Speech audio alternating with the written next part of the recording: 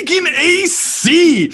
And happy birthday. Thank you.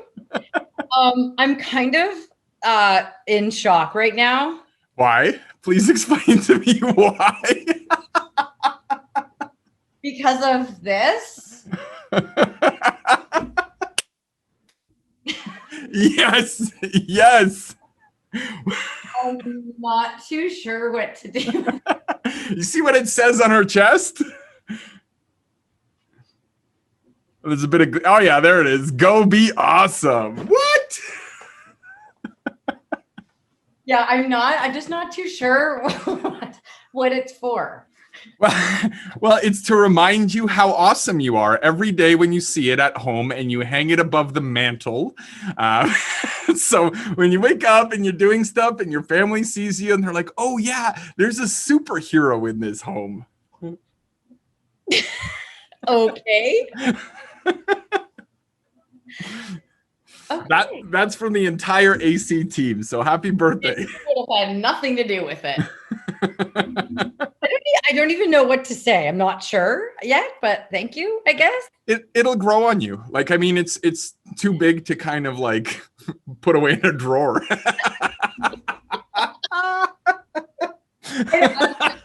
can't put that behind my office, like at my office, because people walking by will be like, because it's glass, people can see in my office. Oh, maybe you should hang it on the glass facing outside. So when they walk around your fishbowl office, they can see that. I'm in shock. I don't know what to do. Anyway, would you like to try to rant? I'm not sure. Yeah. Okay. Let's rant. If I seem a little off. Still in shock. That's what I do. I shock people. Yeah. Okay. You ready? Yeah, I'm ready. First of all, thanks for the birthday wishes and presents. You're welcome. One thing I will say is I rewatched the amazing birthday video that you and I think about 100 people put together last year for me, which was awesome. That is my new, like I knew it would be something I can look at when I need to, and I have looked at it a couple times since last year, but it's a new ritual. I'm going to watch it every year on my birthday because it's super uplifting, which is nice. Yeah. I don't know what I'm going to do every year with this, but you know what? Look, it's perfect where it is, like right behind you as we're talking. You know, I'm just looking at that and I'm like, I'm really dealing with a real superhero. Yeah. Shout out to Rob Brunette, one of the graphic designers from the Magic School Bus who created that. Okay, yeah, sure. I mean, it's lofty, like well drawn. Yeah. That's sure. Yeah. Okay. Okay, yeah. So you were watching this video from last year, right? All the franchise community wishing you a happy birthday. Yeah, which I'm just feeling the love right now.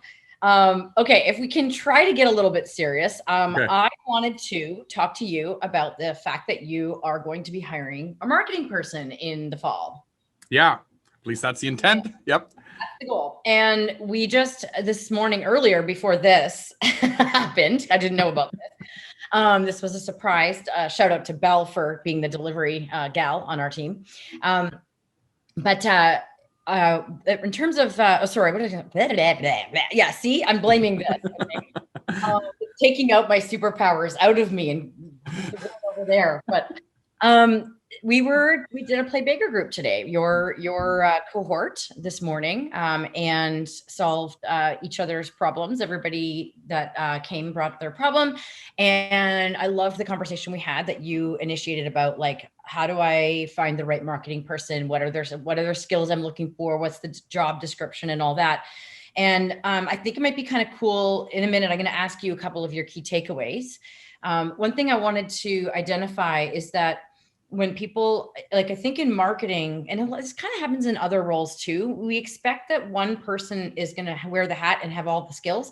And often, like even in admin, you know, you could have somebody who's really good at maybe like little tasks, you know, they just managing all the tasks. And then you could have someone else who's good at more of working on one project or something, right? And I think sometimes we expect the role admin equals one job or the role marketing equals one job. And I really think ultimately your goal is to have somebody who does the tactical work and somebody who does brand strategy. If you can find that all in one, awesome. And the way to find that all in one would probably be somebody who has the skill set, but loves your brand and you and what's like, just like the people that have joined AC Inc.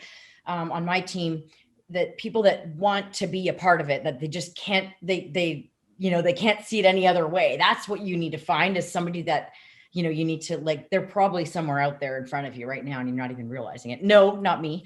I'm not doing it. But anyway, maybe with my superpowers.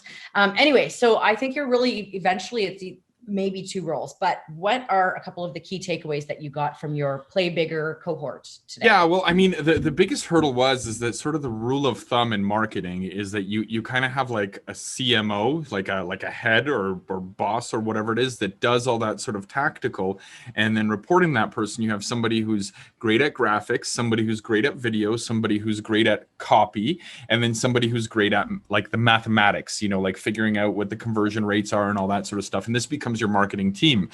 But as an emerging franchisor, you may not have space for that. You may not have budget for that. And sometimes your struggles may be operational and you need to reallocate resources there, right? So chatting with this Play Bigger group, like there's a lot that sort of came out, some organizations will have one marketing person, and then they will have reporting that marketing person somebody who deploys the concepts that this marketing person does, right? Somebody who will, manage the brand and the voice and all that sort of stuff and have the ultimate goals. Like, we need to reach this hurdle of conversion. And then there's a team that deploys it. That team can also be contractors, We also spoke about interaction with marketing companies, with vendors, and how that works.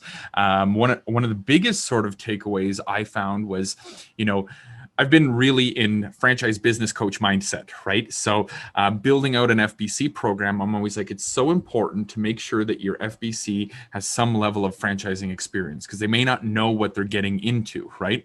But with a marketing person, that marketing person is spoken to through the FBC, right? So they don't necessarily need to have the grit of dealing with a whole bunch of different franchisees, but instead have more sort of leadership qualities and creativity skill sets, Yeah, well, I just want to, just going a little bit stepping backwards here, even the FBC, I wouldn't say that they absolutely need to have come from franchising. Actually, we've talked about that before. They can come from within, and I guess we've ranted about that before, but I think that it really is more that they have good people skills combined with, some other skills, which again, go back and look at that rant if anybody wants to, but yeah, the person, I think the marketing person doesn't need to be a franchise business coach. They should be a marketing person that uses the franchise business coach as their liaison to the franchisees. And when I was a franchisee, we were really not supposed to contact marketing people and all that. It was really more like, go through your franchise business coach and they'll do the communication to streamline it. And because they were the one that was building the relationships with the franchisees. Yeah. I mean, from the standpoint of a franchisor, you could be thinking like, I need to put resources towards ops or towards fran dev or towards whatever, like you have your own priorities. But oftentimes a franchisee's highest priority is profitability, and they funnel that down to marketing. It's all about marketing, despite maybe they have operational issues, for them, it's always going to be marketing. So getting a great marketing person and setting up that structure properly is critical to getting buy-in from the franchisees.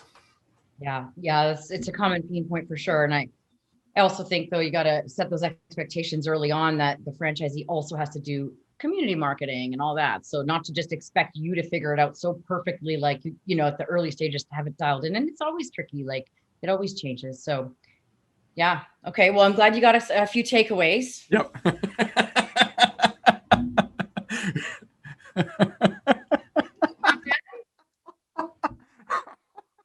3, 2, 1, go be awesome.